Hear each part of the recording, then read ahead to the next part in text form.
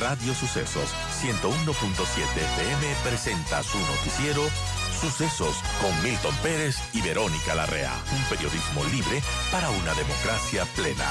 Los hechos y las opiniones de los sucesos que marcan nuestro tiempo.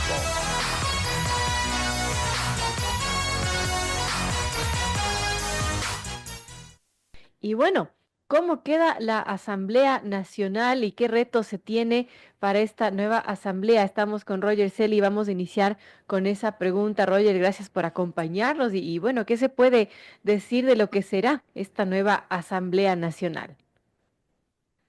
Muy buenos días, muchísimas gracias por la invitación. Como siempre, un gusto estar en este espacio. Pues la Asamblea Nacional, desde mi punto de vista, es una asamblea bastante positiva en ambos escenarios, si es que gana Daniel Noboa o Luisa González. Y voy a explicar por qué. En primer lugar, primer escenario, si gana Luisa González, pues deberá conseguir 10 votos para alcanzar la mayoría absoluta. Actualmente tienen 67 curules y deben, pues, obligatoriamente, eso sí, hacer alianzas con lo que resta, que son 18 o 17 curules, 9 de Pachacutic, 4 del Partido Social Cristiano y posiblemente 5 o 4 de movimientos y alianzas locales. ¿Qué pasa si es que logran esos 77 votos? Pues nada más y nada menos que tendrán una mayoría suficiente para aprobar leyes.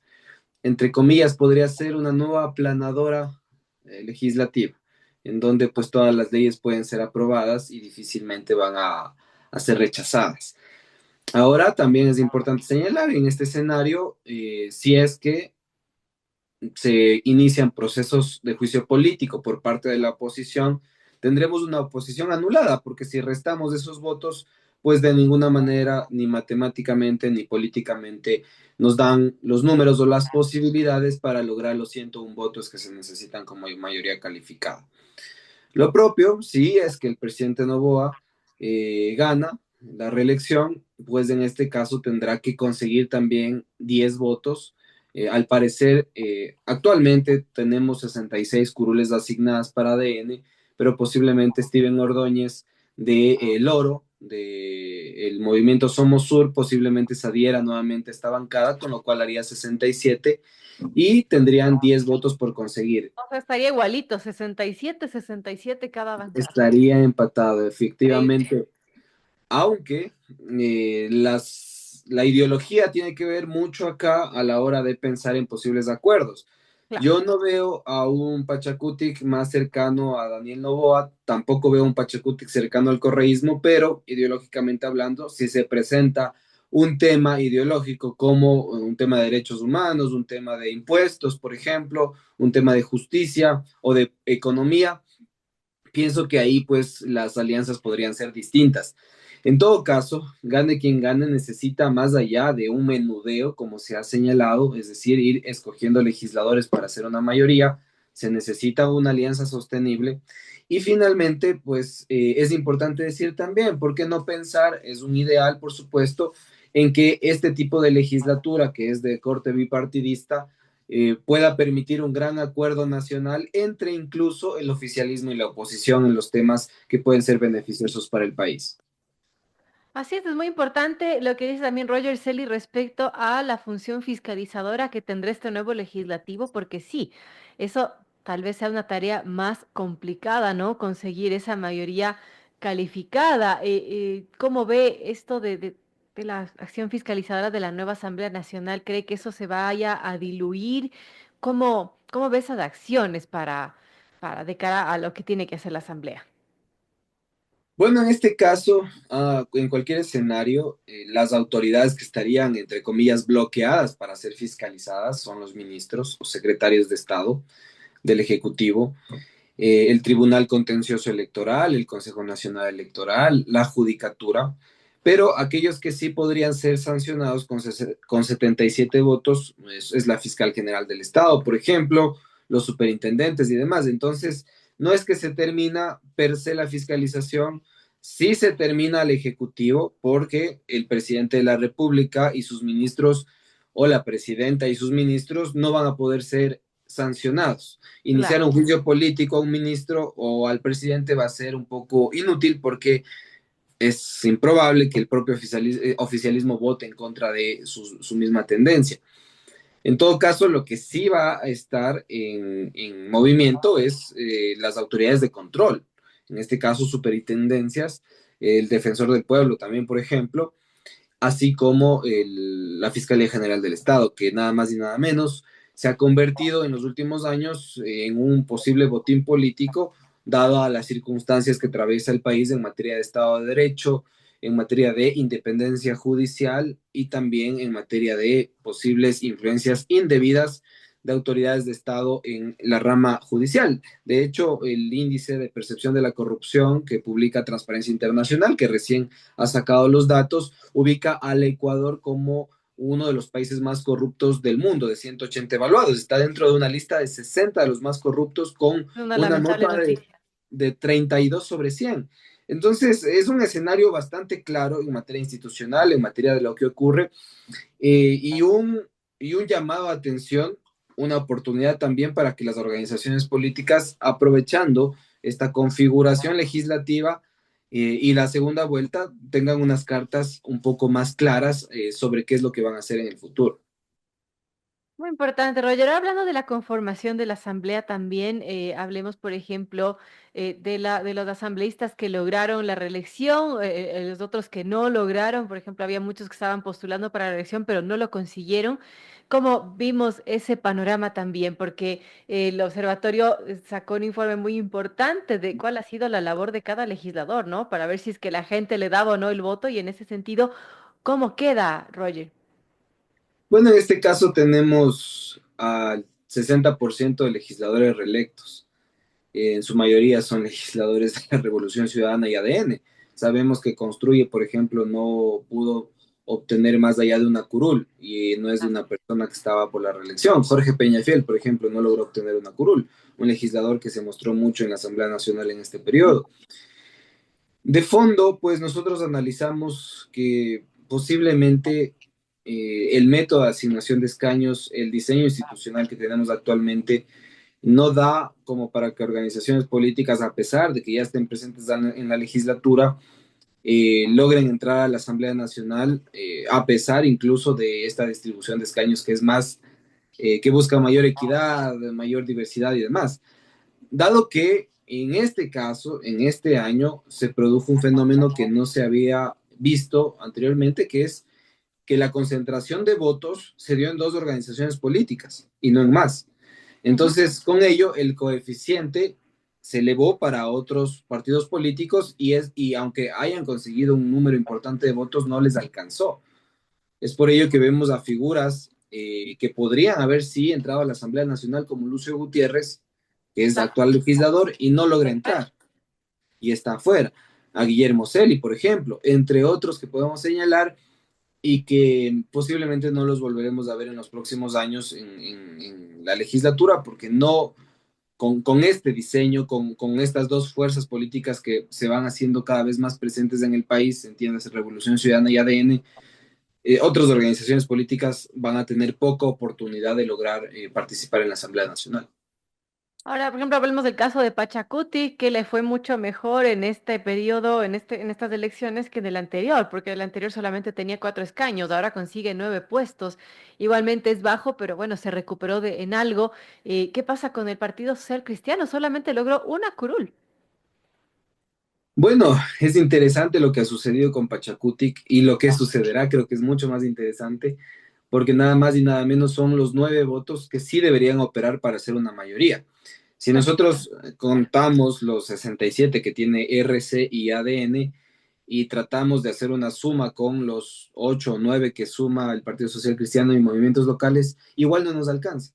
No llegamos al 77 como por ejemplo para elegir a la autoridad principal de la Asamblea Nacional. Son votos de Pachacuti que deben funcionar. Como tú bien señalabas, Pachacuti en los últimos años inicia con fuerza desde su brazo político, logrando más de 30 curules hace 2 periodos, y luego baja 5 y ahora se recupera un número no tan agradable políticamente hablando, pero que puede servir. A pesar del número, que no es dentro de una lógica parlamentaria tan relevante, en esta configuración legislativa bipartidista, cuando no hay una mayoría, se vuelve muy relevante y trascendental. Así es. En cuanto a Pachacutic, si eso lo extrapolamos con las elecciones, la segunda vuelta, vemos que siguen siendo relevantes incluso a la hora de ver por quién va a votar cada organización política o cada líder de partido. En todo caso, lo que sí te digo es que posiblemente Pachacutic se enfrente a esta lógica, a este principio de la política que es el divide y vencerás. Posiblemente estas organizaciones políticas que busquen hacer mayoría en la Asamblea Nacional van a tener que lograr adherir a una organización política que rehace adherirse a estos dos proyectos políticos o dividir para lograr legisladores que se cambien de camiseta.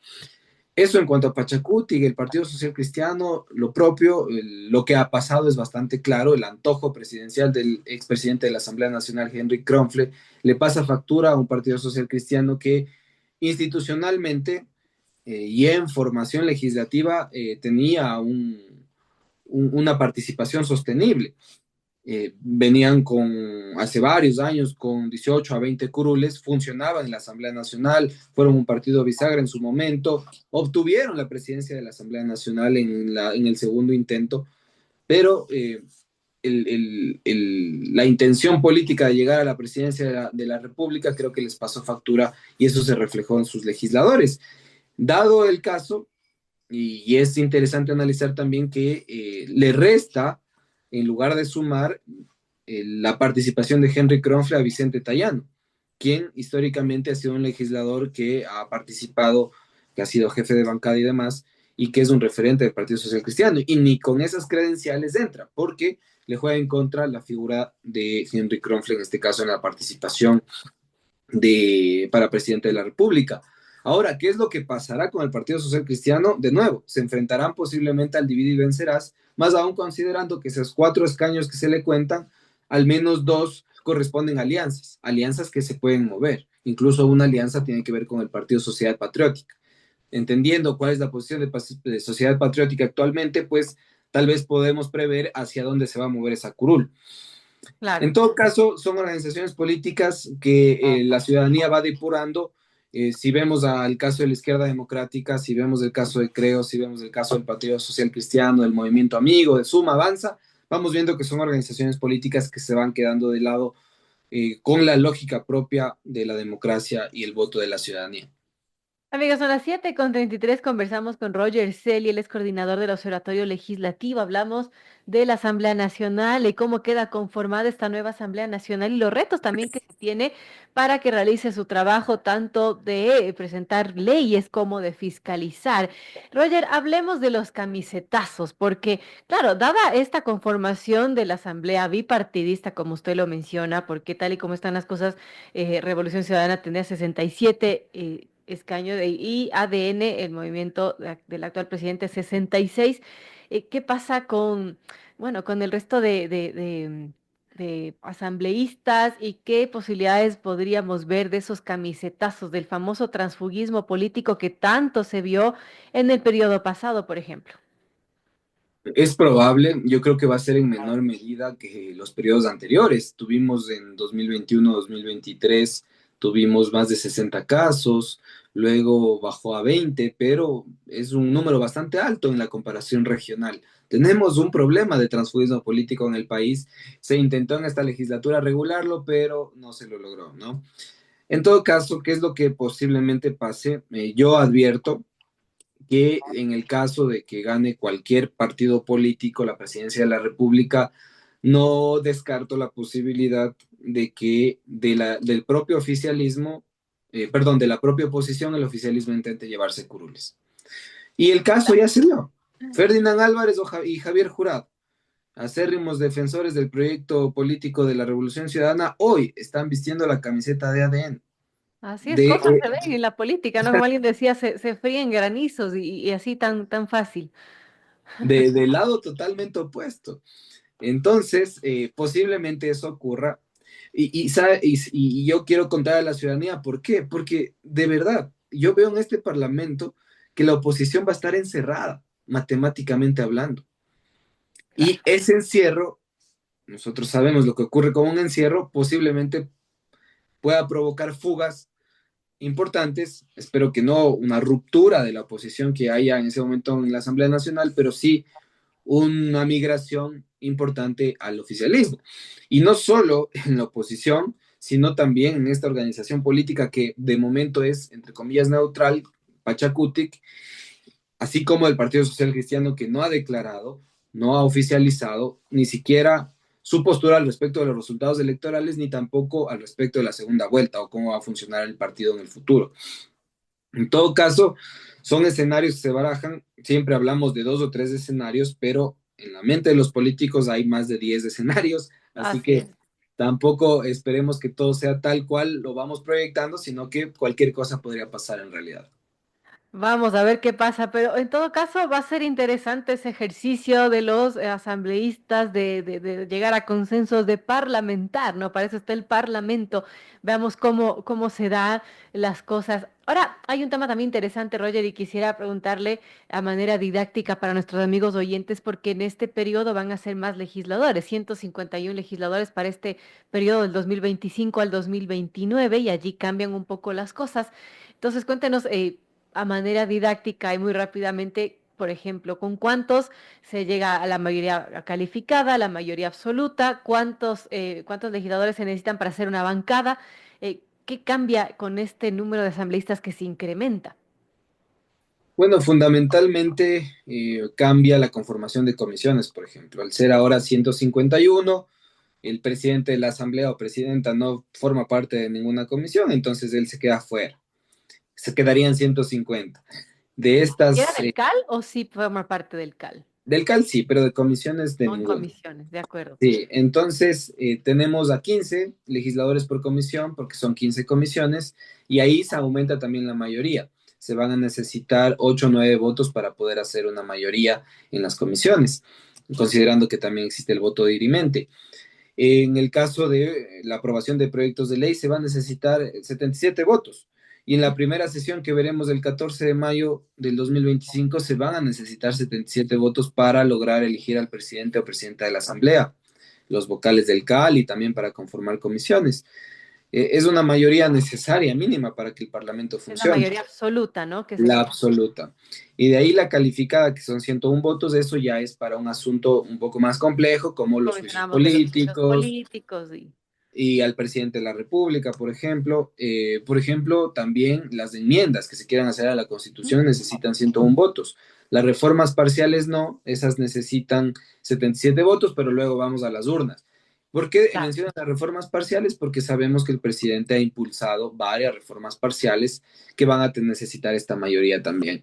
De ahí el Consejo de Administración Legislativa no cambia en mayor medida y luego, pues, la administración de la Asamblea Nacional sigue siendo básicamente la misma. Lo que aumenta un poco es el gasto público de la Asamblea Nacional, porque ahora son 151, y sabemos que cada despacho al mes aproximadamente nos cuesta entre 15,000 y 20,000 dólares, considerando sueldos, salarios, viajes, bonos y demás. Madre mía, hagan ustedes los cálculos de cuánto estamos pagando a los legisladores. Bueno, muy didáctico, muchísimas gracias, Roger Celi, coordinador del Observatorio Legislativo. Hemos analizado lo que será la nueva Asamblea Nacional luego de este proceso electoral. Como habíamos dicho, son 151 legisladores que tenemos ahora en este periodo, que tendremos en este periodo que empieza en mayo. Y prácticamente una asamblea bipartidista, Revolución Ciudadana de momento con 67 representantes, ADN con 66, Partido Social Cristiano 5, Pachacutic 9, Alianza UP, PIT, PCE están con uno, Construye uno y movimientos locales 2, más o menos así está la cosa.